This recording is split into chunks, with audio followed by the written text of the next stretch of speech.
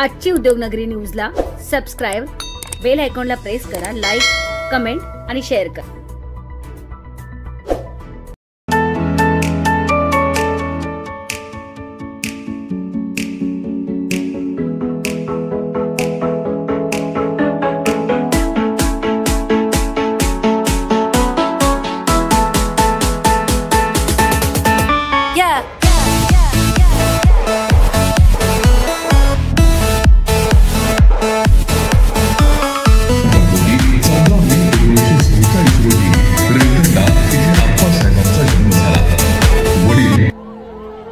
खारघर येथे आयोजित करण्यात आलेल्या महाराष्ट्र भूषण सोहळ्यात 14 स्त्री सदस्यांचा मृत्यू झालाय.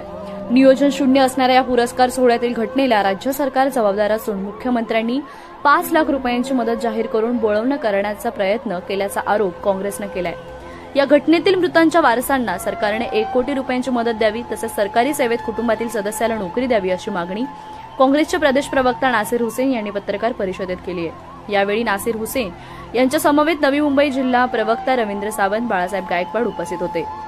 यावेळी बोलताना हुसेन यांनी खारघरच्या घटनेतील मृतांचा आकडा 14 नसून 50 पेक्षा अधिक आहे, परंतु सरकार आणि यंत्रणा आकडेवारी लपवत असल्याचं देखील म्हणाले. केंद्रीय मंत्री अमित शहा यांना केवळ गर्दी दाखवण्यासाठी सत्ताधाऱ्यांकडून खटाटोप करण्यात आल्याचा आरोप हुसेन यांनी केलाय. या घटनेनंतर भारतीय जनता पार्टीचा एकही वरिष्ठ नेता मयत आणि जखमींच्या नातेवाईकांच्या भेटीला आला नसल्याचं, एक प्रकारे श्री सदस्यांचा अपमान केल्याचं हुसेन म्हणाले. सरकारला 15 लाख पेक्षा अधिक श्री सदस्य येणार असल्याची माहिती असताना सुद्धा योग्य नियोजन का केले नाही? पाण्याची व्यवस्था, नियोजन का नव्हते? मंत्रालय व इतर ठिकाणी हा पुरस्कार का दिला नाही, असा प्रश्न उपस्थित केला जातोय. राज्य सरकार जर त्यांच्या पदाची जबाबदारी व्यवस्थितपणे सांभाळू शकत नसतील तर मुख्यमंत्री एकनाथ शिंदे व उपमुख्यमंत्री देवेंद्र फडणवीस यांनी पदाचा राजीनामा द्यावा, असे देखील हुसेन यावेळी म्हणाले. महाराष्ट्राचे प्रदेशाध्यक्ष नाना पटोले यांच्या मार्गदर्शनाखाली आगामी कालावधीत घटनेतील कुटुंबियांना न्याय मिळवून देण्यासाठी लढा उभारण्यात येणार असून नवी मुंबईतील काँग्रेसचे पदाधिकारी देखील यात सहभागी होतील, असे नवी मुंबई प्रवक्ता रवींद्र सावंत म्हणाले. खुद सीएम, यहाँ के मुख्यमंत्री एकनाथ शिंदे साहब, देवेंद्र फडणवीस साहब, जो सरकार को सही ढंग से नहीं चला पा रहे, तो उनके इस पद पे रहने का कोई हक नहीं है. उन्हें तुरंत रिजाइन करना चाहिए. जो 25 से 50 लोगों ने अभी तक जो मुझे आंकड़ा आ रही जिसमें जान गए, उनको हम श्रद्धांजलि पेश करते हैं. दूसरा, जो अप्पा साहब अधिकारी को, धर्म अधिकारी जी को जो ये अवार्ड मिला, उनको हम बधाई भी देते हैं. तीसरा, हमारे सरकार से एक ही डिमांड है कि जितने लोग इसमें जान गंवाई है उनको 1-1 करोड़ का मुआवजा दिया जाए. उनके हर घर से एक घर वाले को सरकारी नौकरी दी जाए. प्लस जो इसके अंदर इन्वॉल्व है, जिन्होंने गलत तरीके से उसको परमिशन देने का काम किया है, सरकार के दबाव में या किसी के दबाव में उस पर कड़ा एक्शन लिया जाए. प्लस खुद सीएम, यहाँ के मुख्यमंत्री एकनाथ शिंदे साहब, देवेंद्र फडणवीस साहब, जो सरकार को सही ढंग से नहीं चला पा रहे, तो उनके इस पद पे रहने का कोई हक नहीं है. उन्हें तुरंत रिजाइन करना चाहिए. और क्यों इस घटना को क्यों छिपाने का काम कर रही है, ये उसके बारे में हम सरकार से पूछना चाहते हैं. अगर ये हमारी डिमांड को नहीं मान लेंगे तो लोकतंत्र में एक ही जगह बचता है रास्ता. हम रोड पे उतर के इसके लिए संघर्ष करेंगे. जब तक इनके मुआवजा नहीं मिलेगी हम अपनी आवाज को बुलंद रखेंगे. आज के इस प्रेस वार्ता में आप सबका स्वागत. हमारे साथ आज मौजूद हैं जिला प्रवक्ता श्री रविंद्र सावंत जी, ब्लॉक अध्यक्ष बाबा साहब गायकवाड़ जी. आज कुछ हम अहम मुद्दों पे आपके साथ चर्चा कर रहे हैं. सबसे अहम मुद्दा है जो खारघर में जो परसों हादसा हुआ, 20 तारीख के आसपास, 2-3 दिन पहले जो ये हादसा हुआ है, उससे जन आक्रोश पैदा हो रहा है. क्योंकि ये सरकारी प्रोग्राम था, सरकार ने इसको अरेंजमेंट किया.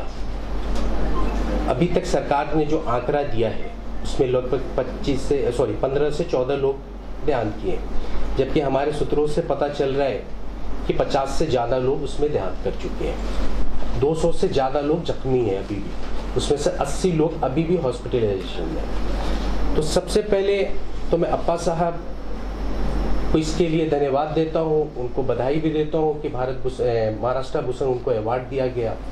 उनके समाज में उन्होंने बहुत सारी काम की है. उनको ये अवार्ड 2008 में भी मिला था, जिस समय विलासराव देशमुख साहब सीएम थे, मगर तब उन्हें एक अच्छा अरेंजमेंट था, एक अच्छा माहौल में उनको दिया गया, कोई हादसा नहीं हुआ। यहाँ लोग मर रहे थे और ये अवार्ड दिया जा रहा था। तो भारत सरकार के मंत्री जो होम मिनिस्टर भी हैं अमित शाह जी वहाँ मौजूद थे। मैं उनसे सवाल है आपके माध्यम से, लोगों के लाश पे आप अवार्ड बांटिएगा, कौन सा तरीका है ये बताइए। वहाँ पे मुख्यमंत्री भी मौजूद थे, उप मुख्यमंत्री मौजूद भी थे। आप सीएम, डीसीएम और होम मिनिस्टर के लिए एयर कंडीशन लगता है, मंच सस्ता है, 13 करोड़ 62 लाख के आसपास इसका बजट रखा गया, जिसको टेंडर निकाला गया। आपके लिए एयर कंडीशन लगा हुआ है, पानी का व्यवस्था है। जो आपको सुनने आ रहा है, जिसने आपको लोकतंत्र में जो बादशाह होता है, जो राजा होता है, ये देश की आवाम होती है, उस राजा के लिए क्या आपके पास पानी का व्यवस्था नहीं था? वो लोग मर रहे थे, आप अवार्ड दे रहे थे। क्या आपकी आंखें नमी नहीं हुई? आपने अपना भाषण रोका नहीं? 8 बजे से दिन के 1 बजे तक वो उस कड़ी धूप में बैठे रहे, क्या सजा थी उनकी? अप्पा साहब ने बहुत सारे काम किए, धर्माधिकारी ने, जो एक मामूली सा काम था, उस काम के वजह से वो आज एक दुनिया में अपना एक नाम बनाया। उनका एक काम था सब, उन्होंने हॉस्पिटल्स का रोग लगाया, रोजगार लगाया, ब्लड डोनेशन कैंप लगाया, सफाई योजना चलाई, बहुत सारे नेक काम किए। उस काम के लिए उनको हम बधाई देते हैं। इससे पहले भी बताया, भारत भूषण महाराज भूषण अवार्ड उनको पहले मिल चुका। ये अवार्ड, मेरा ये कहना है, ये गवर्नर हाउस में भी दिया जा सकता था, मंत्रालय के सेंट्रल हाउस में भी दिया जा सकता था। ये कड़ी धूप में क्यों दिया?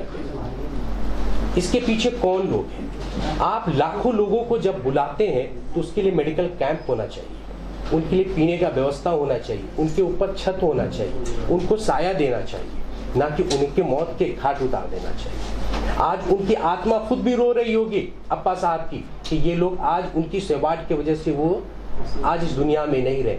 उस जान की कोई कीमत नहीं होती, बहुमूल्य जान है। उसके लिए हमारे सीएम साहब ने 5 लाख रुपए का मुआवजा दिया। मैं पूछता हूँ, 5 लाख का मुआवजा उसकी कीमत उसकी जिंदगी नहीं लौटा सकती, मगर उसके जख्मों पे आप नमक मत ही रखिए। अगर आप नहीं उसे कम से मलहम तो लगाने का काम कर सकते थे। मैं प्रदेश कांग्रेस कमेटी के तरफ से डिमांड करता हूँ, जितने लोग उसमें देहांत उस दुनिया से रुखसत हुए हैं, उसमें नहीं है, उनको 1-1 करोड़ का मुआवजा दिया जाए। जो जिस स्तर के हैं उनको सरकारी नौकरियों में उनको जगह दी जाए। वो घर का चिराग बुझ चुका है, कहाँ तो तय था चिराग हर घर के लिए, आज चिरागा मैशर नहीं शहर के लिए। आज उस घर का चिराग बुझ चुका है, तो उस चिराग को आप मलहम लगाइए और 1-1 करोड़ का मुआवजा दीजिए। दूसरा, जो पदाधिकारियों ने इस कड़कती धूप में जो परमिशन दिया, उसके ऊपर कड़ी कार्रवाई होनी चाहिए। उसके ऊपर क्या एक्शन लिया जा रहा है, उसके ऊपर हम ये जवाब चाहते हैं। आखिर किसने इसको परमिशन देने का टाइम दिया? रायगढ़ यहाँ पे आपको याद होगा, हिंदू जागरण मोर्चा के तहत बीजेपी के सारे एमएलए रोड पे थे। इतनी पूरे पनवेल हो, बेलापुर हो, एरोली हो, सब लोग एमएलए रोडों पे थे। आज इन लोगों के जनाजे तक, इन लोग के मरने पे कोई रोड पे क्यों नहीं है? ये क्या हिंदू नहीं थे? इन हिंदुओं के लिए क्यों नहीं आप रोड पे आए? किसी एमएलए ने, 3 भाजपा के यहाँ एमएलए हैं, किसी ने आवाज नहीं उठाई। आखिर वजह क्या है जो आवाज नहीं उठाते? ये हमारा उनसे पूछने है। आखिर ये सरकारी प्रोग्राम में 10 लाख 20 लाखों को कौन लोग बुलाता है? ये सरकारी प्रोग्राम था। इस सरकारी प्रोग्राम में इस भीड़ को इकट्ठा किसने किया?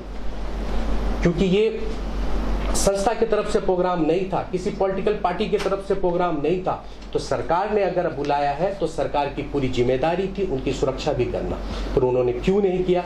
इसका जवाब यहाँ के सीएम, डीसीएम और होम मिनिस्टर को देना पड़ेगा, नहीं तो इनको रिजाइन देना पड़ेगा।